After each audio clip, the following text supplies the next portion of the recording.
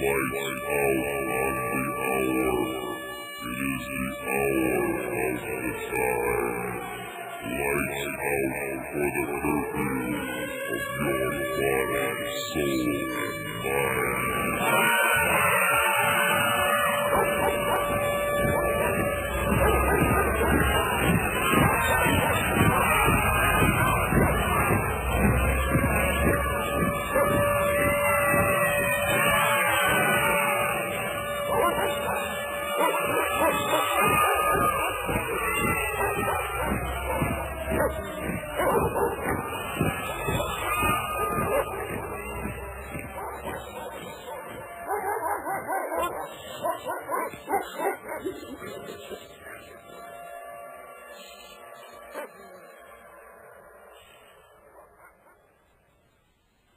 Ladies and gentlemen, this show was previously aired on December the 6th, 1992. The listeners of this show were not worried about a bank holiday on December the 19th. I'm your host, William Cooper, and you're listening to the Hour of the Time. This is the most important hour in your life. In fact, it's the only hour that ever was or ever will be, for during this hour, folks, you will decide your future, and thus our collective futures.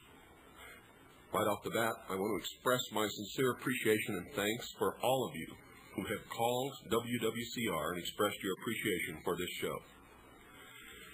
In fact, they've received so many calls that they've not been able to get the work done and have asked me to ask you not to call again. Please do not call again. Instead, the best way to do it, folks, is put your feelings in writing, whether for or against. Whether you like this show or you do not like it, if you're a listener of this show, put your feelings in writing, for then it becomes a permanent record and is required by law to be held on file. So please write to WWCR 1300 WWCR Avenue, Nashville, Tennessee 37218. Once again, make sure you sit down tonight right after the show is over. Just write a short paragraph or two telling them whether you like this show or not, what you like about it, what you don't like about it, whatever you want to tell them, but write. It's important that you do that. And if you were listening last week, you know why it's important that you do that. Now, I want you to all have pencil and paper with you because this is an important show tonight. And you should all order the studio quality tape from us as soon as this show is completed, because you're going to need to have a copy. It's that important. For CADU members, the tapes are $5 plus $2.50 postage and handling. For anybody else, they're $15 plus $2.50 postage and handling. So make sure you jot down important parts of this show on your piece of paper. And make sure that you order a copy of this tape. You won't regret it, folks. Yes, on December the 19th, 1992, the new F.D.I.C's rules go into effect. But first, let's get a little background here, and then I'm going to tell you what these rules are and how they're going to affect you and what you can do. And we're going to tell you the 10 safest banks in the country. The 10 safest banks in the United States of America. And even if you have to do your banking by mail, I can guarantee you banking with one of these 10 banks is better than banking with any other bank that you've put your money in previously. How serious is the banking situation, folks? Well, the F.D.I.C. receives a $70 billion bailout. Already, $70 billion bailout. How many of you were aware that over 500 banks have failed in the United States of America within the last 1 year period? I bet not many. The bailout is so that it continue to stand behind deposits at the nation's banks. Large money center banks are increasingly having their solvency questioned. Bank failures are expected to increase. And in fact, banks have been failing all through the last year, and over 500 to date have failed. However, it is commonly believed, quote, if only the right government policies are implemented, the banking system can again be brought under reasonable control. In effect, the worst is over, unquote. and that is an erroneous assumption, an erroneous belief. One historical perspective suggests a less comforting view. Economic forces arrayed against the banking system could be so strong that in the short term, little can be done to improve matters. In that view, bank failures will continue for several more years no matter what the regulators do, short of declaring a bank holiday or the occurrence of some other cataclysmic scenario.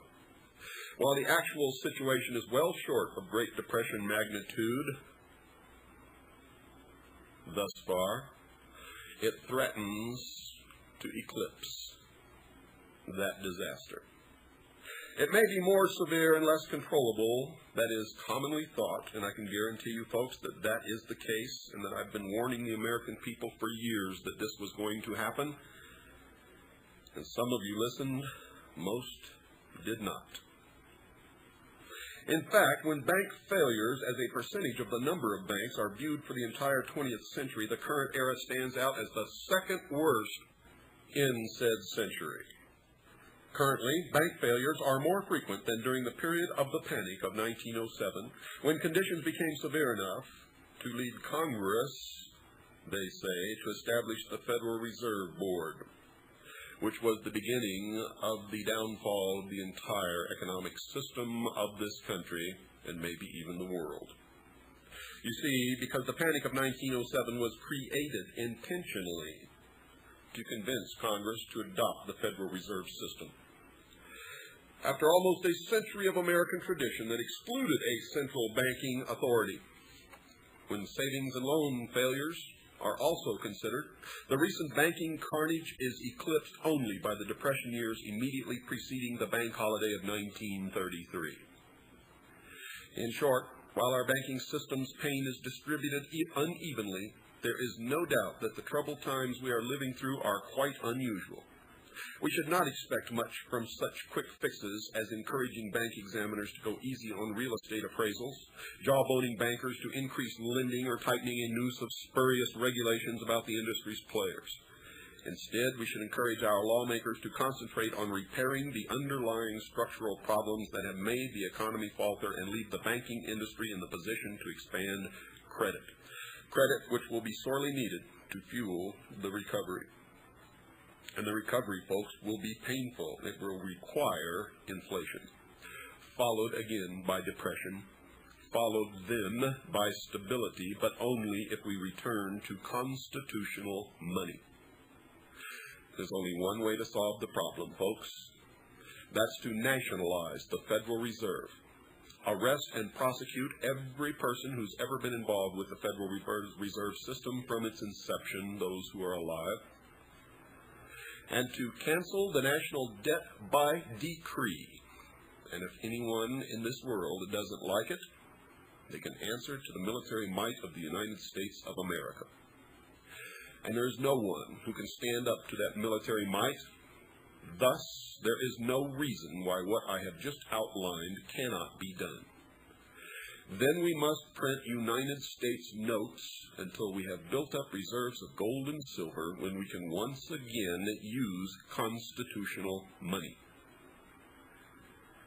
The only other answer, folks, is to print money as fast as we can possibly print it, devalue the dollar by a factor of 100 to 1,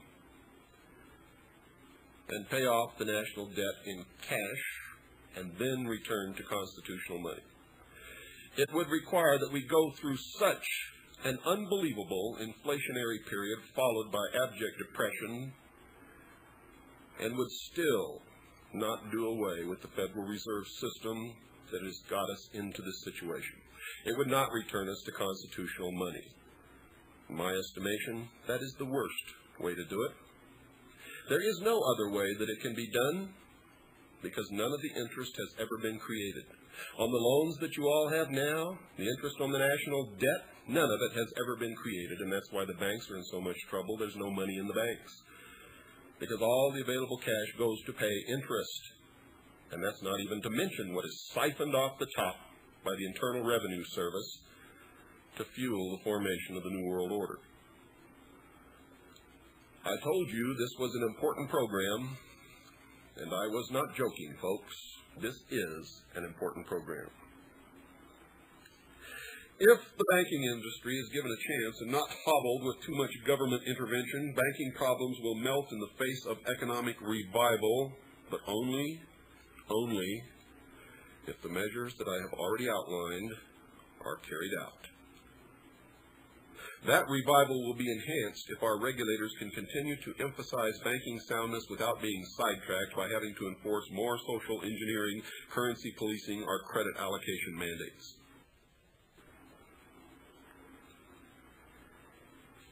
Think about it. And you'd better think about it really, really good, because we're in big trouble, folks. Now, let me give you some indication of what this new law says. Basically, it calls for prompt corrective action. The F.D.I.C. Board of Directors on September 15, 1992 approved a final rule implementing a statutory requirement that banking regulators take specified prompt corrective action when an insured institution's capital falls to certain levels. Section 131 of the F.D.I.C. Improvement Act of 1991, the F.D.I.C.I.A., amends the Federal Deposit Insurance Act by adding a new Section 38 that restricts or prohibits certain activities and requires an insured institution to submit a capital restoration plan when it becomes undercapitalized. The restrictions and prohibitions become more severe as an institution's capital level declines, beginning with measures such as restrictions on dividends and management fees if the payments would result in the institution becoming undercapitalized, and ultimately ending in the closing of institutions that are critically undercapitalized. A copy of the Federal Register is in my hands, folks, and I'm going to be explaining this to you. The final rule applies primarily to state-chartered banks and insured United States branches of foreign banks that are supervised by the F.D.I.C., as well as to directors and senior executive officers of those institutions. However, portions of the F.D.I.C. rule also apply to all insured depository institutions that are deemed to be critically undercapitalized. The Federal Reserve Board, the Office of the Comptroller of the Currency, and the Office of Thrift Supervision have adopted parallel rules for the institutions they supervise. The F.D.I.C.'s final rule, which becomes effective December 19, 1992, amends Part 325 of the agency's regulations by defining 5 capital categories for purposes of implementing the prompt corrective action requirements. The first is well capitalized, and I'm not going to go into it because it's self-explanatory, but it has 3 subcategories of supervisory indication, A, B, and C. So, if it's well capitalized but falls into the last subcategory, it could still be in danger. The next is adequately capitalized, and that means that this institution meets all required minimum capital levels, but does not meet the definition of a well-capitalized institution. For banks, those minimum capital levels, when fully phased in at year-end 1992, generally will require a total risk-based capital ratio of at least 8%, a Tier 1 risk-based ratio of at least 4%, and a leverage ratio of at least 4%. Undercapitalized is the next category. So it goes directly from adequately capitalized to undercapitalized. This institution fails to meet one or more of the required minimum capital levels needed to be defined as adequately capitalized. F.D.I.C.I.A. mandates that an undercapitalized institution file a capital restoration plan within 45 days of the date it becomes undercapitalized. The institution also is subject to automatic restrictions on dividend and management fees, asset growth restrictions, and prohibitions against making acquisitions, opening branches, or engaging in new lines of business without the prior approval of its primary federal regulator. A number of other harsher restrictions may be imposed on a case-by-case basis. So one of the cures for an undercapitalized bank is to make sure that it can't do any business to become better capitalized. The next category is significantly undercapitalized.